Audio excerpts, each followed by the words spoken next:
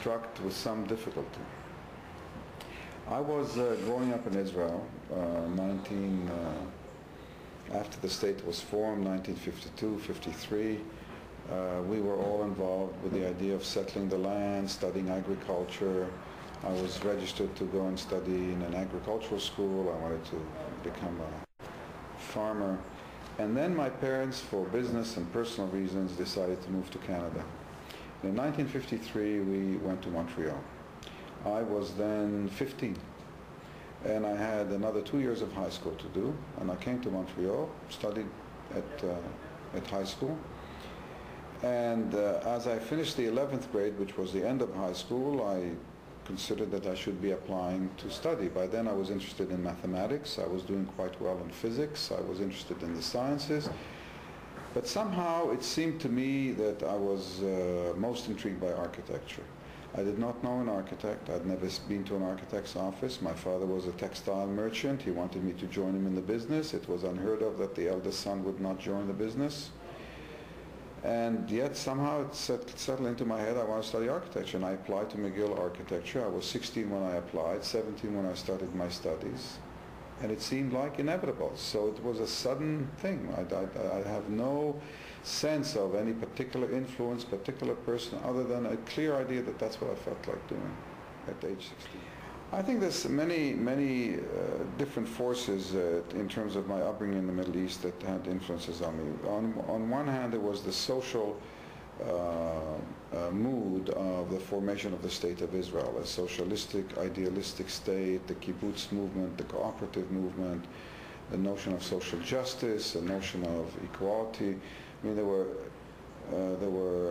when I visited China in 1973, at the height of the Cultural Revolution, it reminded me of some of the mood of Israel in terms of people more or less making the same salary, everybody wearing more or less the same clothes, this sense of egalitarianism. On the other hand, there were also many cultural forces. I grew up and went to a school that was mostly with people from almost all European families. But I came from a Sephardic Middle Eastern families. My father comes from Halab, from Syria. I heard Arabic at home. I speak Arabic. I loved Arabic music. So the Middle East culture and art and so on was very much part of my foundation of my own culture. Yet my friends were mostly from parents from Germany and Russia and Poland and so on. So right from the beginning, there was the East and West cultural influences a part of my upbringing. So I think that was also very important, kind of this East-West combination part of my influence. I was studying at McGill. When I studied at McGill and I decided to do my thesis on housing, I had asked that Sandy van Ginkel, a Dutch architect, would be my thesis advisor. He had been the partner of Aldo van Eyck in Holland and had come to Canada and started working he was part of Team 10. And after graduation, he advised me on my thesis. I went to work for him and his wife, Blanche van Ginkel. And I worked on some new urbanism projects and so on. But I knew that I wanted very much to work for Kahn. I had seen the Kahn's buildings when I went on a traveling scholarship at the end of my studies at McGill in '61. I'd seen the Richards building. I was very impressed with the Richards building. And I decided that I really wanted to go and get an interview. And Sandy van Ginkel, who knew Kahn, had called and said, I'm coming down for a weekend, would he meet with me? And he said he would, and I came down on a Saturday, and I took my thesis with me, and I had all my drawings of what I'd done on the thesis, and I unfolded them and started going through, and he sort of nodded, and I said, I want to come and work for you. And he said, he was just going in for a cataract operation, and he said, come back in 2 months, and we'll talk about it. I told him I was going on a traveling fellowship, and I came back 2 months later and started work. And I was quite lucky because he immediately put me first on the Mikveh Israel synagogue, which he was working on. And then there was a competition in Berkeley, which I worked on, and then I was working on the Indian Institute of Management in Ahmedabad. So I immediately had the opportunity to work very closely with him on a number of projects. I even spent a few hours on the He was, as all great men, a complicated man. He had an incredible inner voice. He was passionate about the tectonic aspects of architecture, about architecture as construction, as building. He was fascinated by the notion of order, the order as a generator of design, order in nature, order of a system, the idea of a greater order of things. He was totally committed to transcending fashion and sort of find out what are the things that make buildings timeless. He was fascinated by the program of a building as a generator of design ideas. I mean, basically all these attributes of his search as an architect became very fundamental to my own sort of beliefs, and it was complicated. It was complex. On one hand, he hired me and let me work on important projects. At the same time, I was maybe the only one, I think I was the only one at the time at the office who had not been a student, who had not sort of come through the University of Pennsylvania or Yale or Princeton and had been a student and come to work for him after having studied with him and done studios with him and so on. I came like from the outside. As a result, I tended to be more challenging and questioning of what was being done. He would get irritated with me sometimes. I mean, when we were working on the Indian project, I would sort of tend to say, well, isn't he being too sentimental with using brick and craftsmanship and so on? Shouldn't he be looking at prefabrication and new technology that the Indians didn't want to stay in the 19th century? So I would challenge, and I think I would agitate him. On the other hand, I had the sense that he respected my ability to take his ideas and his sketches and develop them further, true to his intentions. And then I was discussing the possibility of going to India and supervising the construction there when Sandy Van Ginkel asked me to come back to Montreal to work on Habitat. So, to work on Expo, not on Habitat, to work on the master plan for Expo. And I decided that this was an opportunity I wanted to pursue. When Habitat got built, and I was working also with August Commandant, who was his structural designer, who I came to know at the office and brought to Montreal to work with me on Habitat. And he would be approached by Time magazine or Newsweek or whoever about this young man who was a student. He was not excessively enthusiastic in his support. I mean, there was this a little bit of tension between us, which later on disappeared. But it was there. It was a complex relationship. Well, I was quite obsessed with the notion of peace in the Middle East, and I felt that the only chance for peace was accommodation between the Palestinian and Israeli people. That this was not a Jordan or Syria or Egypt problem. That this really was the Palestinian and Israeli people had to come to reconciliation. I was aware of the large number of refugees. I had the sense that the probability of their returning to Israel was very low, very unlikely, and that if, in a sort of big international way with a lot of international support, new cities and new settlements could, new industries and jobs and so on could be made available to them, that this would help to mitigate the issue. The naivety of my proposal was to think that the Palestinians would want to be in Egypt, or that the Egyptians would want them to come to Egypt. I thought there was kind of a romantic notion that you could turn the pyramid site into a new symbol of a new urbanism, and that there's the old pyramids and the new pyramids. And in that sense, this was a very arrogant proposal. You could leave the pyramids alone and do a new city somewhere else. But it had to do both with a passion in terms of my political views, but also the desire to create mega new architecture next to the mega architecture of the past, side by side. Later on, I modified this idea in the late 60s when I went back to Israel. I pursued the possibility of building some new towns in the West Bank and Gaza, and that never came to fruition But that at least would have been building for Palestinians on Palestinian territory. There's a combination of factors that were working there. I was very interested in the idea of housing, the concept of urban housing. We were exposed as students to the concepts of Le Corbusier, of Mies van der Rohe, of some of the international style people like Oud and Leus and so on. So I mean, we had absorbed, and at that point Team 10 was beginning to emerge, and there was people like Van Eyck and Giancarlo De Carlo getting into the whole issue of housing, indigenous housing. There was also at the time the exhibition of Rudovsky, Architecture Without Architects, which fascinated me. And in the midst of all this, I received a scholarship to study housing in North America, and we took off on a trip with 6 students.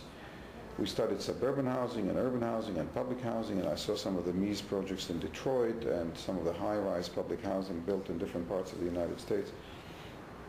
And I became convinced that the model of the apartment slab and the tower block filling the landscape à la unité d'habitation, à la Le Corbusier, those models were total failure.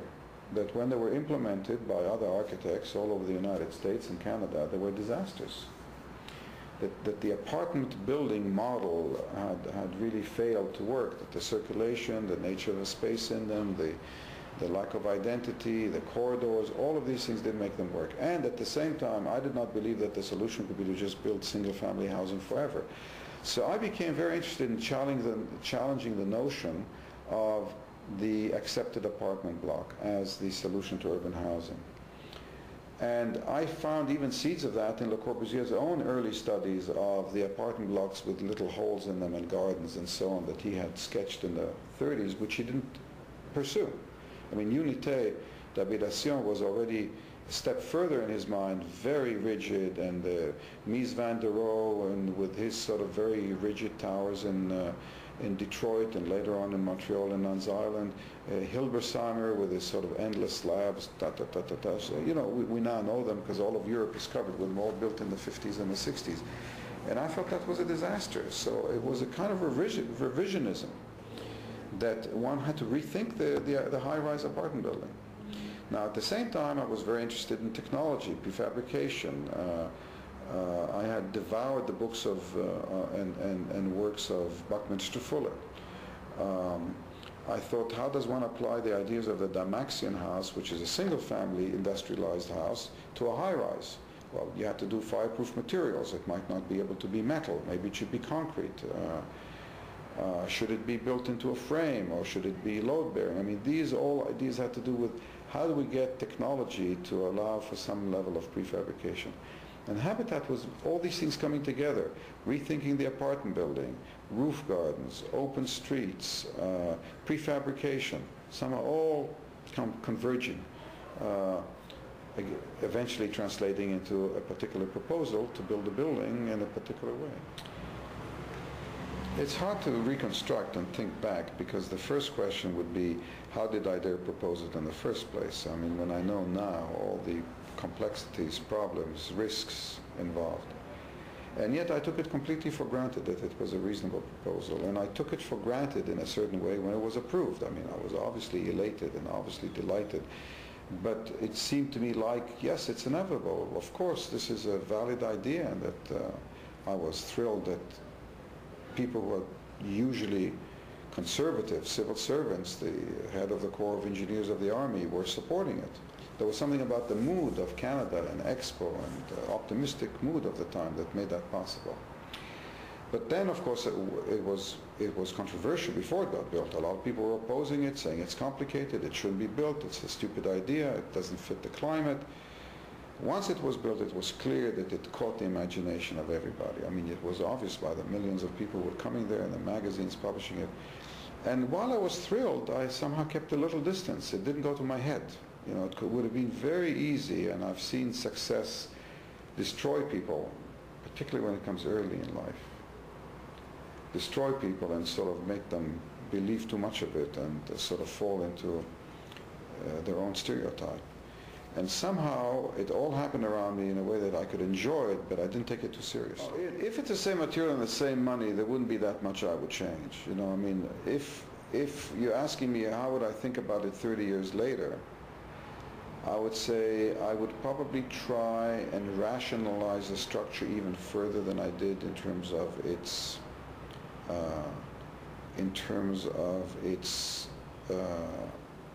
assemblage and repetitiveness. I would probably leave a greater flexibility for people to plan their own interior units than I did then, where I designed every house down to the nut bolt. And in other words, I would allow more possibilities for interconnecting modules, modifying them, a greater role in internal design. And I would probably be more adaptive to the winter conditions by, for example, building then the greenhouses, which I wanted to, but we didn't have money, that people later on added to the building, which, you know, all these solariums and so on. So I think I would be, there would be this dimension of winter that sort of was fascinating to see later, and there would be maybe more experience in, now going beyond that, if we could use different kinds of materials, concrete of greater strength, lighter materials which are fireproof, we could get the structure to be much more efficient and rationalized in terms of its economics. But even today, I'm not sure we have materials which are fireproof that are cheap enough to substitute for concrete for this building. What I found project after project, that there was enormous difficulty and resistance at different levels. For example, in Puerto Rico, where we were building low-income housing, the problem was getting to amortize a plant and a factory with boxes, making the boxes and all the components over a large number of units. And here we were building a project of a few hundred units. There was suspicion about would we able to amortize the plants and equipment. There was the issue whether we were not providing too much and too much amenities and luxury for low-income housing. Why do they need to have gardens? Why do they need to have acoustic separation? So now, on the other hand, Habitat in New York was meant to be luxury housing. But again, there was a question of unions, of methods, of building codes, and all these things that could be overcome at Expo, because it was a world fair, because the economics were that to do with the World's Fair, because we could amortize all the plant and factory over 160 units because the government wrote it off. All these things, and if we could change the building codes, all of a sudden all this disappeared. We were out in the real world, and the real world had enormous resistances to these new ideas, and project after project, for one reason or the other, we were not able to realize. The project is that project you never built, the rendering. Well, you know, Paul did this. Paul came to see Habitat together with Philip Johnson, and I think John Johansson was with him. The three of them came to visit me and see the building on construction. He was very taken with the building. And immediately you saw that in his work, where he did a whole series of projects which were very much in the spirit of Habitat. What I liked about that proposal of his was he was going over the highways, and he was sort of taking on the scale of a city. And you know, I enjoyed seeing that on paper, and I saw how, you know, Habitat had really excited him to pursue these things. In my own case with the New York projects, there were two of them. The lower Manhattan one was an attempt to introduce suspension structures. And I thought that by doing that, I would able to really overcome the issue of load bearing and the weight of the boxes, to make them really light because there's a suspension structure. And at that point, I was working with two engineers, T.Y. Lin and Ed Rice, who had worked with Lin, going beyond Commandant's sort of compressive structures and trying to explore tensile technology.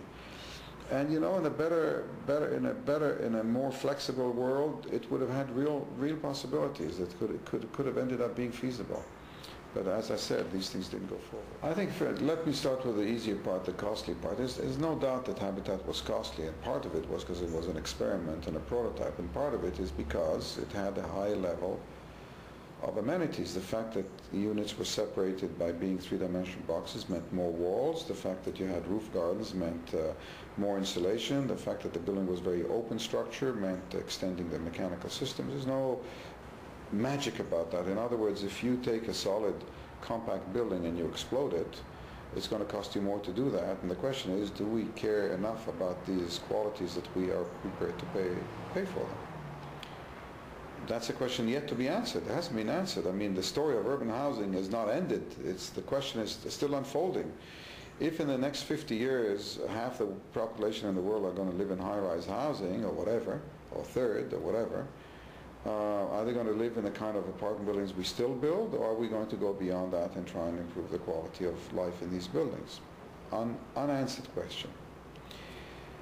The other, and I think habitat still is absolutely valid in being the most vocal presentation of these issues. And if it still irritates people, or if they ignore it, is because they don't want to deal with that question right now. It's still a complicated question.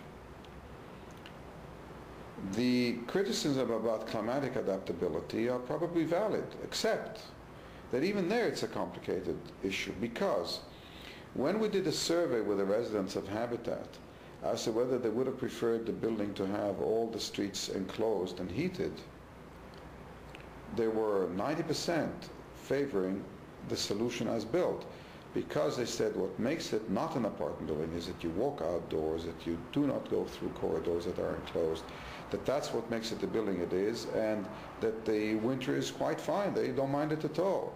When we said, should we have had all these roof gardens, maybe this should be an internal space, they said, absolutely not. Even though we have short summers, this is what makes life bearable in the north, is that you have the roof gardens. The greenhouses added another dimension to it. So from the point of view of those living in the building, the criticism that this is not adapted to the winter were totally rejected.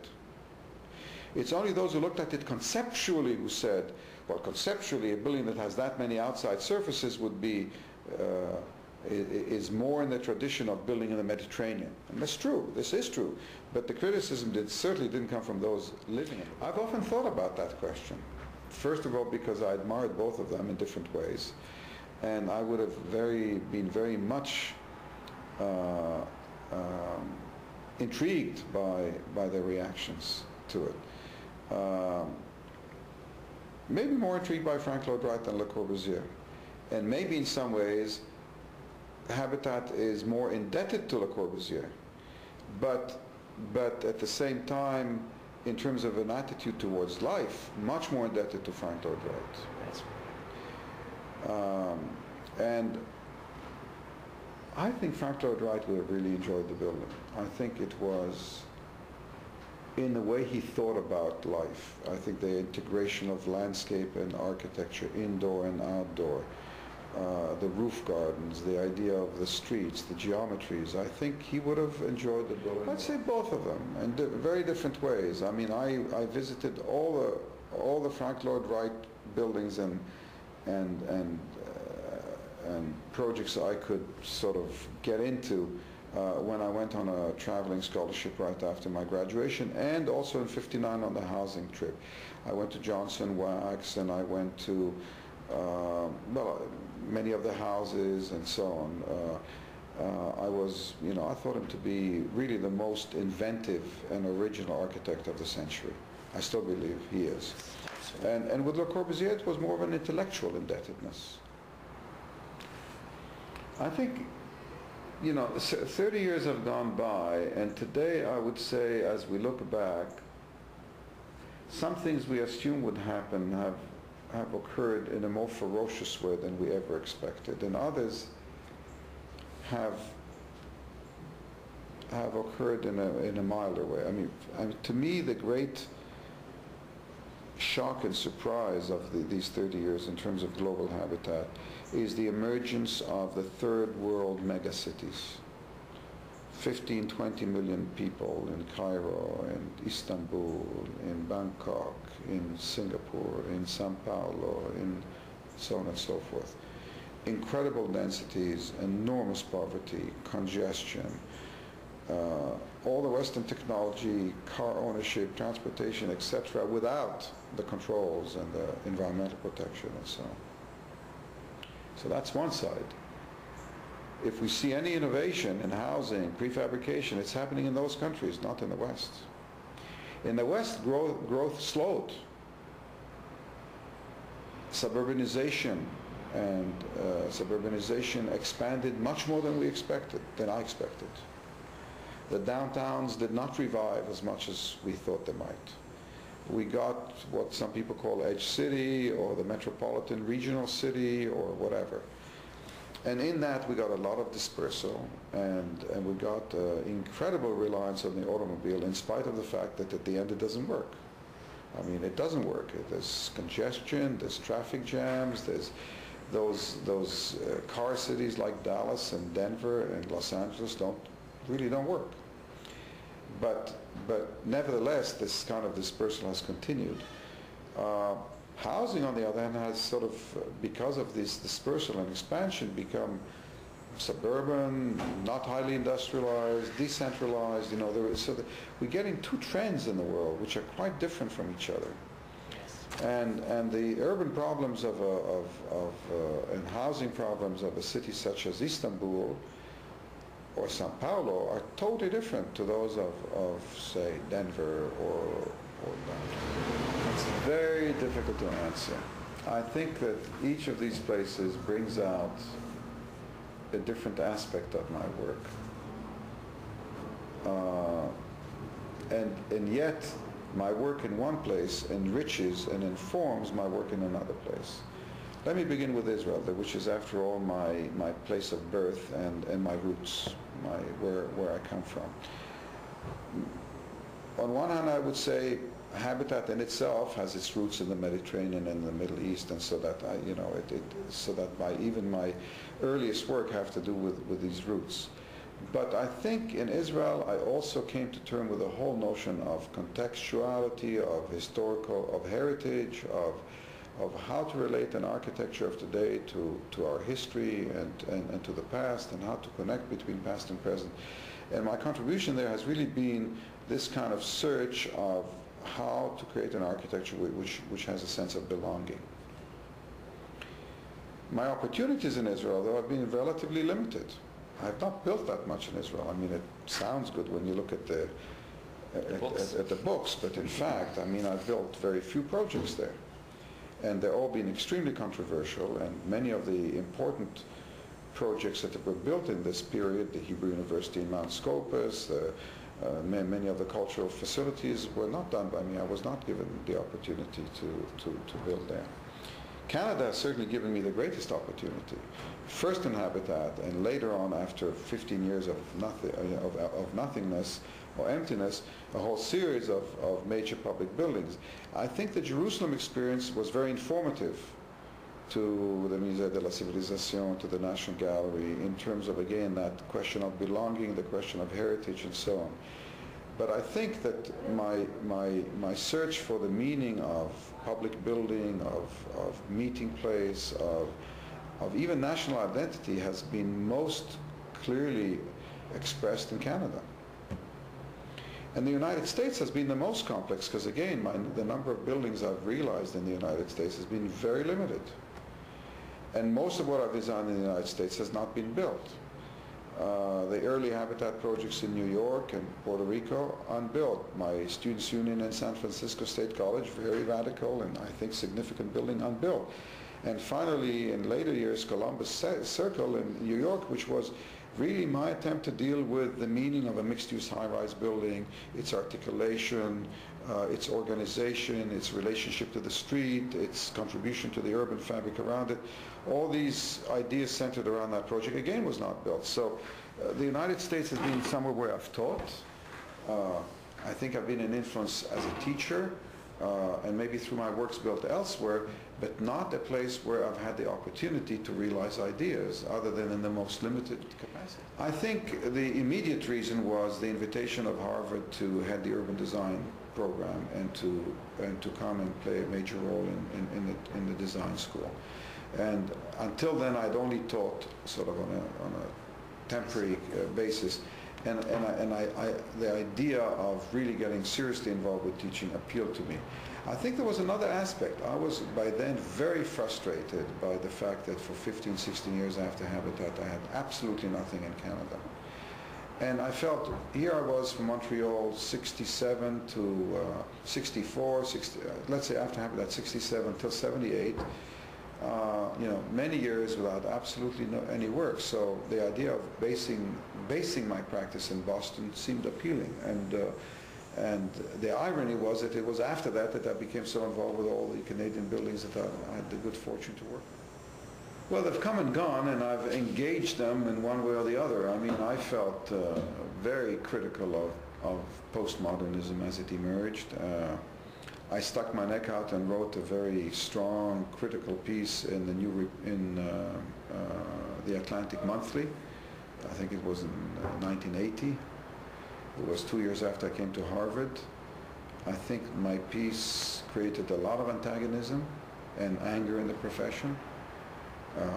I feel absolved because history proved me right, because postmodernism flowered and crumbled. In the process, it had an influence, lasting influence, as well as a lot of fashion and fad that disappeared. As deconstructivism emerged, I felt that though stylistically and formally it was extremely different, it was being fed by similar attitudes, that program was not central to the making of architecture, that the tectonics of buildings were a facility but not a discipline, a certain sense of mannerism, that you could use architecture to create strong personal statements. And so I've been critical of that as well, because I felt that it betrays architecture as I understand it. And the values and the principles that inform architecture to me have been very constant. And there's an enormous possibility of development and evolution of architecture within those principles, instead of at the expense of the negation of those principles. And so it's been actually quite a lonely position. I mean, certainly the Great Hall and the National Gallery is trying to create a space and a form in a building that engages in dialogue the neo-Gothic architecture of Ottawa. But to my mind, that is not postmodernism any more than my building in Jerusalem, Porat Yosef, the first yeshiva I did there, was postmodernism. I came to Jerusalem and I respected the fact that buildings should be built in stone, but I felt if they're going to be in stone, let them be in the nature of stone and the character of stone, load-bearing. But I also felt that there should be contemporary technologies, and the building became sort of a metaphor of traditional and new technologies, and traditional forms and contemporary forms, and mass and lightness. And the building grew out of these concerns for the tectonics of building. And the same thing in the National Gallery. My reading of the problem was that it would be very interesting to create a landmark that had a relationship to the Neo-Gothic, but it's not a mimicking of the Neo-Gothic. If the Neo-Gothic is solid and heavy, this was light and transparent. If one used masonry construction, this used steel, concrete, and glass construction. If one was an architecture of opaqueness, this was the architecture of transparency, and yet there was a connection, a formal connection. So this, to me, is not postmodernism, because it's based on tectonics, it's based on contemporary construction, it's based on some understanding of the program of what the National Gallery needed. And the postmodern solution to that would have been to do, well, somewhat what Peter Rose proposed for the National Gallery in his design submission, something that looked pretty well like the chateau architecture. It was heavy stone buildings with copper roofs and details of the chateau architecture. To me, that was sort of emulating and mimicking the forms that were already there. I mean, and that to me was the sort of slavish adaptation of building forms and details that postmodernism was. I think Prince Charles is quite an astute critic. He looks at cities built in the 50s and 60s and 70s and hates them, because he sees that they do not have the properties and qualities of 19th century cities. They lack scale, they lack detail, they lack complexity, they lack texture. And therefore, he's absolutely correct in saying these cities that had all these wonderful qualities, this kind of human scale and this so on and so forth, are being destroyed by constructions which don't have these qualities and which negate them. The problem is that while he's a good critic, he's not the right person to prescribe the medicine. And he fashions himself to be the doctor who actually can prescribe the medicine, and he says, yes, the solution is to do classical buildings and to imitate the buildings of the 19th century and so on and so forth. But this is, of course, nonsense. We can't turn the clock back. We can't build to those densities. We don't have this technology. We don't have this craftsmanship today. We have new problems. We have mobility. We have transportation. We have parking. We have all kinds of things the 19th century didn't have. And if we want to rediscover those qualities, we have to reinvent things and come with new, fresh ideas, how to get these qualities of scale and human, all the things he talks about, in the context of today. Yes. And the people he admires are people who are really thinking that they can turn the clock back. Leon Krier, the new urbanist, Plata Zybeck, building little seaside towns which think that we can create little villages of the 19th century, and that's the way we're going to solve the problems of Bangkok and of Istanbul. And they have nothing to do with reality. We cannot turn the clock back. So, good critic, he should stay out of prescription. Well, I wrote about it at the time. I wrote Philip Johnson a letter. I said to him, because this was sort of the building that legitimized postmodernism. And I wrote him that I said the tall building has many problems that I associate with the design of tall buildings. The problem of how it comes on the street, the problem of light, of orientation, of all kinds of structure, approaching it as a kind of an object that sort of adapts little forms and shapes on the roofline, was not dealing with these problems. And of course, he appreciated enough my comments to publish them, and was angered enough about them to sort of, let's say, be critical. Similar category, I didn't write Graves at the time, but to me this was taking a building, an office building in that case, ignoring completely the question of what kind of a life there is in it, what is the best way to fenestrate an office, what kind of windows, what kind of relationship, and to decorate it. From the outside to apply decoration. And, the funny thing talking about it today is that 15 years later, who's interested in that building? What have we learned from it? What has it done? What has it got to do with our thinking about architecture? My problem with Mississauga City Hall, I think it was a sincere building, but to me, it is absolutely the wrong expression and image for municipal government of a Canadian city. To me, that building is bombastic, heavy-handed, autocratic in its imagery. I enter it and I feel the weight of government. My answer to what a city hall should be in Canada was Ottawa City Hall. Light, open, like a village green, integrating with nature around it, informal, makes you feel big as a person, doesn't put big walls of marble over your head. I think for its time Eaton Centre was an important project because it tried to show that you could introduce sort of the big shopping street as a public street in the city. It was not a suburban center.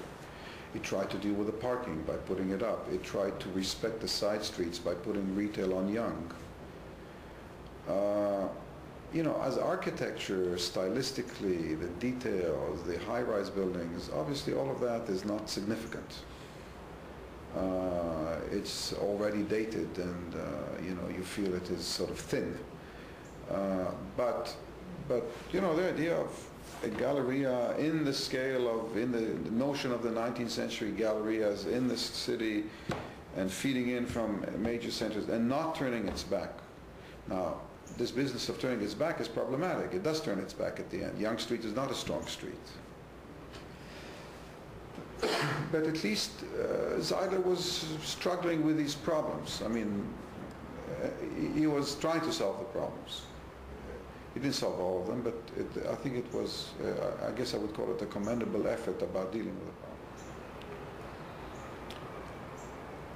problem. There's two ways to look at that project. In the way of public buildings in Israel, it is certainly of a quality of detailing and craftsmanship, way above average of what is traditionally built there. I mean, it's clearly that the North American architect has brought his standards and the standards of a North American developer to building a project in Jerusalem. And in that respect, it's an achievement that you walk into a city hall that has decent graphics and good finishes and a big piazza and so on and so forth. In terms of the problem of creating a syntax or a language that is contemporary and deals with Jerusalem, to my mind it remains in its feeling and important. I'm not saying this is really a wonderful addition to the story of the architecture of the city. It's a good, workmanlike, high-level, high-quality building, but it doesn't contribute, for example, to the symbolism of public buildings in Israel the way the Supreme Court of the Karmis does. It's not at that level of the Supreme Court. I mean, the major change was that the original plan, I had taken Mamilla Road underground and Jaffa Road underground, and in the later plan that I changed in the 80s, I took the roads above ground in the valley. But apart from that, the whole concept, the pedestrian street, the parking in the gate, the hotels at the end, the residential, is all being built. I mean, this has become a success, a happy ending. It's very difficult because it's not just an architectural problem. But as architecture goes, I think it's creating an intense meeting place in the zone of contact between the Arab and Israeli sides of the city, and therefore I think Mamilla is part of the puzzle. I think Damascus Gate area is an extremely important part of the puzzle. I have a new plan for Damascus Gate that I hope that might go forward, at least there's interest in it, which is again meant to bring the Arabs and Israelis together. I think that beyond that, it is rethinking things like transportation systems, bus systems. Should we have two bus systems in a city that brings the people together? Or can we have a single bus system? You know, the whole issue of transportation, which is always elusive. I actually won it. What happened is they asked 6 architects to design Museum of Civilization, they called it then, and 6 to do the National Gallery. But they said we have the freedom to give you either of the projects if we select you. So on the basis of what I did for that, I got the National Gallery. Oh, so you won the Museum of Man too? I didn't win it. What they said is, we like your design for the Museum of Man, but we want Cardinal to do that building, so you do the National Gallery. In 1977, you were involved in designing the habitat of El Haya in Tehran. How was it like dealing with the emperor? I felt that being a winter city, a cold city, the entrance had to be right on the ceremonial route where people come from, near the market, near the cathedral, that you couldn't have people wander all over Nepean Point until they found the entrance, because many of the people who did the competition put entrances far away from that corner. I felt it had to be right at the corner where people come from and get them into the building as fast as possible. It was very much a prisoner of its time, you know, standardized, modular, repetitive system of galleries. I mean, had it been built, it would have been very much dated as a building of its time with all the problems of sort of repetitive modular spaces. The urban context, the different scale of different buildings around it, how to make it cohesive together with the old museum across the street. The problem that I was forced to keep that facade of the 1902 apartment building and make it part of the museum, so that I really had a very complex street setting. I mean, these were all very, which they were hoping to do as an arcade of shops on the alley. They have not been able to rent those shops because the retail atmosphere in Montreal was very depressed. And so they've decided to make that space available to the Museum of Crafts as a home for them in Montreal, and Frank here is doing the interior of that museum with my cooperation. You know, we won the competition together with the developer. We made the proposal. The zoning and the coverage were determined by the city, that it would be FAR 15 with a bonus of 20%, 18 altogether. And then the project became very controversial. for different reasons. One controversy was, why did the city demand that it should be the maximum density? It should not be the maximum density. The city can afford to have it less density. The building is too big, it would shadow Central Park, etc., etc.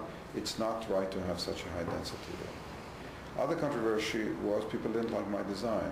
Paul Goldberger was very critical of the design in the New York Times. He said this is a slice and dice architecture. This was at the height of postmodernism. These should be buildings like in the character of the Upper West Side, and they should be like more Art Deco, and so on and so forth. So there was criticism of the design. But these would have been just normal controversies. What happened at the end was that Wall Street crashed. And Salomon Brothers, who lost a lot of money when there was the big crash in 80, whatever, decided that at that moment to move out of Wall Street and build a new home uptown, which was a very bold move, was the wrong moment. They had lost a lot of money that year, and they withdrew from the project. And when they withdrew from the project, the developer, who was hoping to salvage it without them, wanted to cut a clean slate and disengage himself from the criticism of the whole scheme, and he at that point decided to change the whole team, bring in SOM as his architects, and say, I'm starting a new chapter, hoping to avoid the criticism, and so I'll make a smaller building. But as it turned out, that didn't help either, so I think it's not so much being purely American, but not being, sort of totally accepted, being a little controversial. I mean, the architects who are not American, who have done buildings in the United States without too much controversy. So Zak has built the museum in Los Angeles, and I think it was the most populist opera house to have ever been conceived. I mean, I think that it would have been a real asset to the people of Toronto, even those who never go to opera. I mean, this whole idea of the foyer being in the street and part of the street. But that's okay. They were after the job, so we forgive. I don't like it too much. I studied it carefully. I think the facilities are interesting. I think the auditorium itself is a bit of an old-fashioned, fan room. It's not an intimate room. I think there's no doubt that many people associate the building with the Colosseum. The geometry, the oval geometry, etc., makes that inevitable. I certainly wasn't thinking of the gladiators or the thing when I was designing the building, nor particularly about the Colosseum. But I think anybody who knows the building, has been in it, has used it, doesn't have any of these associations that we are taught. The proof is how the public loves and uses the building. I think the good aspect of architecture education today is a sort of determination to provoke students to think fresh, open, everything possible, to go deep into the cultural and intellectual roots of society. In other words, to try and provoke them to think beyond the formula of what's going on. And I think that's the positive aspect. Also, it's become possible as architecture became increasingly graduate studies. Yes. I think the weakness is that there is a moving away too much from the tradition of apprenticeship, that you learn by doing with somebody who does, and that there was something about the old-fashioned way also that was very powerful. And very strong, and it gave you an understanding of the skills and the craftsmanship, and I think that's the weakest side of education today, that there's less. It's a wonderful facility. It makes a lot possible. We are able to do all kinds of buildings, draw them fast, save a lot of manpower. It is, for me personally, very limited as a design tool. I prefer models and sketching, and models to me are indispensable. And